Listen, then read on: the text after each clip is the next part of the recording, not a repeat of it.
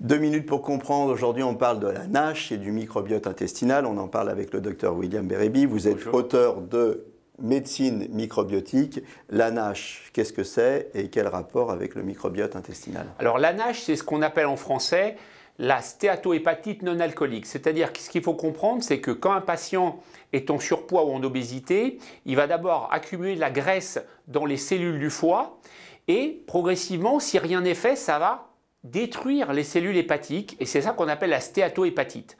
Alors la stéatohépatite non alcoolique, comme son nom l'indique, ça veut dire que le patient ne boit pas d'alcool.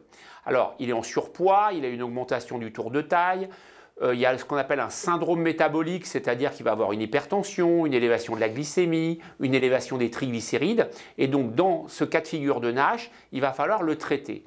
Alors très souvent, les patients viennent en consultation en pensant qu'il n'y a pas de traitement à part perdre du poids, mais en fait, il y en a et ça fait appel à la médecine microbiotique. Alors, quel traitement, justement, j'ai envie de vous demander? Voilà, alors le traitement, ça va consister à rééquilibrer le microbiote intestinal, encore une fois, puisque c'est le patron du corps humain et l'intestin et le foie sont évidemment en connexion.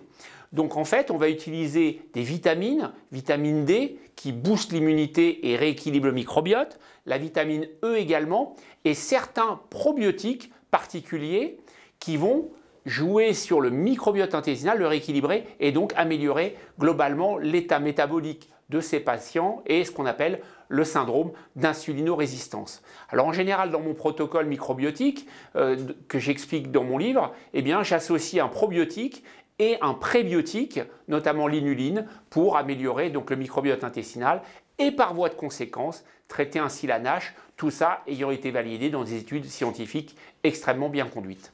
Je vous remercie, William Bérébi. Merci. Nos émissions vous plaisent, alors aidez-nous à faire grandir la chaîne pour parler santé au plus grand nombre. Partagez, likez, abonnez-vous.